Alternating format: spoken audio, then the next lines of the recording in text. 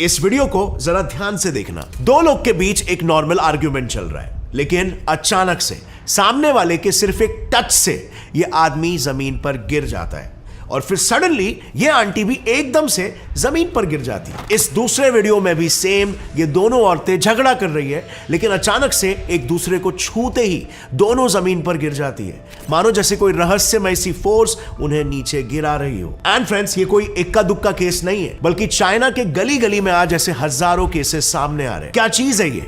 क्या कोरोना की तरह कोई दूसरा महापैंडेमिक जन्म ले चुका है चाइना में? वेल, काइंड ऑफ यस, मगर इस बार वायरस चाइना के लैब से नहीं बल्कि चाइना के पार्लियामेंट से निकला है। इस बार ये बायोलॉजिकल वायरस नहीं बल्कि लीगल वायरस बनकर चाइनीज सोसाइटी को खा रहा है और इस वजह से चाइना में इंसानियत आज पूरी तरीके से मरती जा रही है। तो वेल, इस पूरी समस्या की जड़ है आज से 37 इयर्स पहले बना एक चाइनीज कम्युनिटी पार्टी का वियर्ड लॉ। 1986 की बात है। चाइनीज गवर्नमेंट ने उनके नए बने कॉन्स्टिट्यूशन में जर्मनी से इंस्पायर होकर एक लॉ ऐड किया, जीपीसीएल यानी general principles of the civil law. एक ऐसा लॉ जो आगे चल के उनके देश के लिए सबसे प्रॉब्लमैटिक होने वाला था, क्योंकि इस लॉ के आर्टिकल 119 को जरा आप थोड़ा ध्यान से देखो। इस आर्टिकल में क्लियरली ये मेंशन्ड है, अगर कोई भी पर्सन किसी दूसरे को इंजर करता है तो उस इंजर्ड पर्सन के मेडिकल और इकोनॉमिकल लॉसेस का पूरा कॉम्पेंसेशन उसे इंजर करने वाले आदमी को देना होगा। जैसे ही जीपीसीएल इंप्लीमेंट हुआ, इसके वजह से चाइना में सजा गुनहगार को नहीं बल्कि विक्टिम को मिलने लग गई।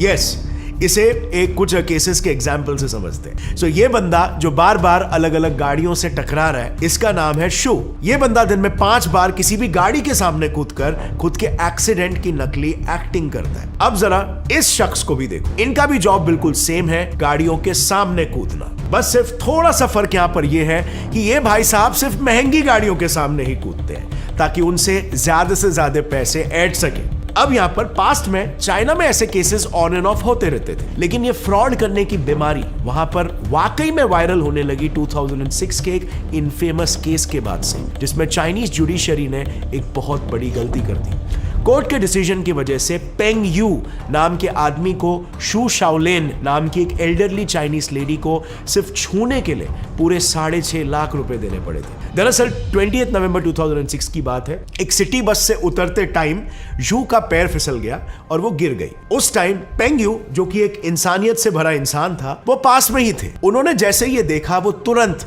अपनी जेब से 2,500 रुपए खर्च करके शू को हॉस्पिटल ले गए और उन्हें वहां पर एडमिट करा दिया। लेकिन जैसे ही हॉस्पिटल में शू को पता चला उसके दोनों पैरों में फ्रैक्चर हुआ है, शू एक झटके में पलट गई। उसने इस पूरे एक्सीडेंट का ब्लेम यू के सर पर डाल दिया और जीपीसीएल के उसी आर्टिकल 119 के तहत वो यू से उसके सारे मेडिकल खर्चे का कॉम्पेंसेशन मांगने लग गई। Can you believe that? अब ये मामला फिर जब वहां के नैनजिंग डिस्ट्रिक्ट कोर्ट में गया तो इस पूरे हादसे का एक आई विटनेस चेन एरचुन, जो भी हादसे के समय वहीं पर मौजूद था, उन्हें बुलाया गया और उन्होंने भी पूरे कोर्ट के सामने बताया कि यू एकदम इनोसेंट है।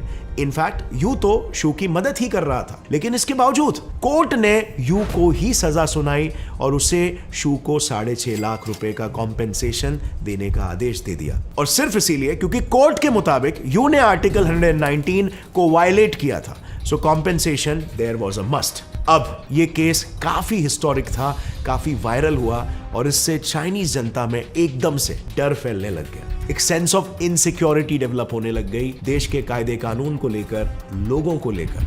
अब ऑब्वियसली एक अच्छा चंक ऑफ पॉपुलेशन डर रहा था, घबरा रहा था, नेगेटिविटी फैल रही थी, तो वहीं पर दूसरी तरफ एक चंक ऑफ पॉपुलेशन अपॉर्चुनिस्टिक था। मैं बात कर रहा हूं फ्रॉडस्टर्स की। उन्हें ये मनी मिंटिंग अपॉर्चुनिटी लगने लगी। उनको लगने लग गया कि ये पैसे कमाने का एकदम रामबाण तरीका, एकदम आसान तरीका। किसी भी महंगी गाड़ी के सामने गिर जाओ, फेक एक्सीडेंट बताओ या छोटे मोटे झगड़ों में कोई छुए भी तो गिरने की एक्टिंग कर लो और बस फिर जीपीसीएल लॉ के तहत कॉम्पेंसेशन में एक झटके में आपको लाखों मिल जाएंगे। एंड फ्रेंड्स, अनफॉर्चुनेटली ये one of the most major reason है कि अगर आप चाइना में फ्रॉड केसेस का ये ग्राफ देखेंगे तो वहां पर फ्रॉड केसेस हर साल बढ़ते ही जा रहे हैं। दूसरी बात, इसके वजह से चाइना में एकदम से एक निर्दयता और बेरहमी का माहौल छाने लग गया, डर फैलने लग गया, क्योंकि लोगों को ऐसा लगने लग गया कि अगर वो किसी जरूरतमंद की मदद भी करेंगे तो कल को वही उन्हें इस लॉ के तहत ठग लेगा। और इसीलिए अगर आप देखोगे तो चाइना से कई सारे ऐसे वीडियोस वायरल हो रहे हैं जिसमें जरूरतमंद लोग, बूढ़े लोग रोड क्रॉस करते करते गिर जा रहे हैं, उन्हें मदद की जरूरत है, लेकिन सारी गाड़ियां, सारे लोग उनके बाजू से निकल रहे हैं और कोई भी रुक कर उनकी मदद नहीं कर रहा है। और ये दृश्य देखकर सच में पिटीफुल लगता है, ऐसा लगता है इंसानियत ही खत्म हो गई है। अब फ्रेंड्स बढ़ते हैं चाइना की दूसरी गलती की ओर, जिस वजह से ये लॉ जर्मनी में तो सक्सेसफुल रहा लेकिन चाइना में एक डिजास्टर बन गया। इस गलती के बारे में तो मैं क्या ही कहूं। इसके वजह से आज चाइना में जिस तरह से ये जीपीसीएल लॉ इंप्लीमेंट हो रहा है, लोगों को दूसरों का मर्डर करने का रास्ता तक ज्यादा कन्वीनियंट और इजी लग रहा है। यस, एक मर्डर केस में फंसना वो ज्यादा प्रेफर कर रहे हैं इस लूपहोल की वजह से। वेल, आइए इसे कुछ रियल लाइफ केसेस से समझते हैं। अप्रैल 2015 में चाइना के फुसान मार्केट में एक BMW गाड़ी ने गलती से 2 साल की छोटी बच्ची को टक्कर मार दी। पर जब गाड़ी में मौजूद ड्राइवर ने देखा कि वो बच्चा जिंदा है, उसने तुरंत गाड़ी रिवर्स करके वापस से उस बच्चे पर गाड़ी चला दी ताकि वो जान से मर जाए। एक दूसरे केस में भी कुछ ऐसा ही किया गया। शाओ शियाओ चेंग ने अपने कार से एक 64 इयर्स की बूढ़ी औरत को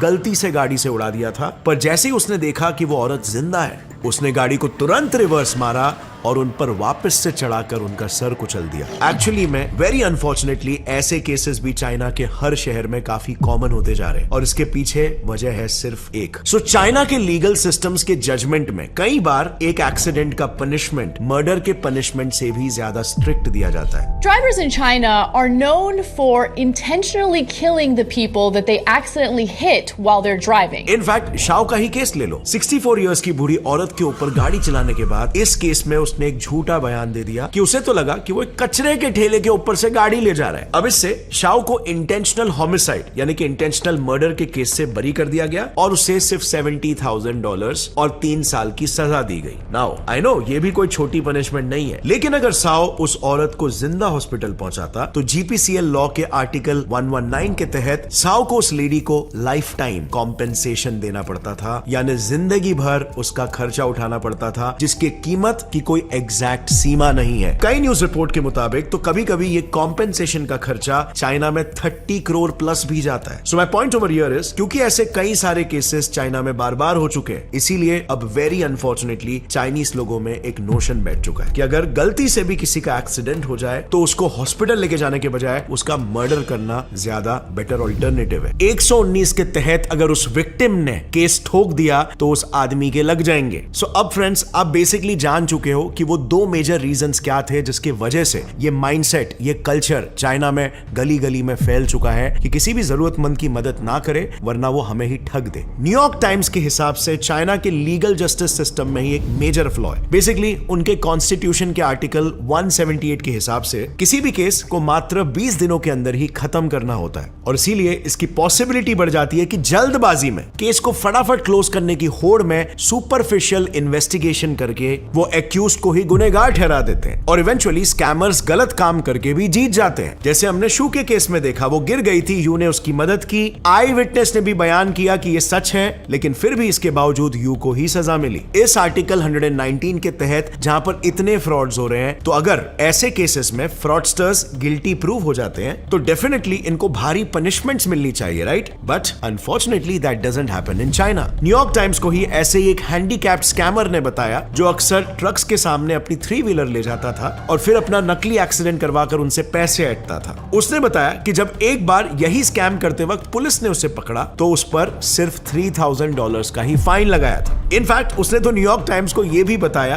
कि इस इतने से फाइन से उसे कोई फर्क नहीं पड़ा क्योंकि इतना तो वो यही स्कैम करके सिर्फ 10 दिनों में कमा लेता है। और यही चीज चाइना में फ्रॉड कल्चर को बढ़ावा दे रही है जो अंदर ही अंदर से चाइना को धीमक की तरह खा रहा है। दरअसल चाइना में लंबे समय तक रूल करने वाली किंग डायनेस्टी जब अपने डिक्लाइन पर थी, तब कुछ रॉयल फैमिली के लोग चीनी मिट्टी से बने कच्चे बर्तन जानबूझकर भीड़-भाड़ वाले जगहों में लेकर जाते थे ताकि किसी के टच करते ही गिरे और टूट जाए और फिर इसके बाद वो लोगों से पैसे वसूल कर सके। इस फ्रॉड को चाइना में पेंगची बुलाते थे, जो कि काफी इंटरेस्टिंगली आज भी चाइना में न्यू जनरेशन ऑफ फ्रॉडस्टर्स के लिए यूज किया जाता है, जो खुद गाड़ी के आगे आके या ऐसे ही कोई स्कैम करके पैसे लूटते हैं। अगर ये वीडियो का क्लिप आपको पसंद आया तो पूरी वीडियो चेक करना मत भूलना, लिंक नीचे डिस्क्रिप्शन में है।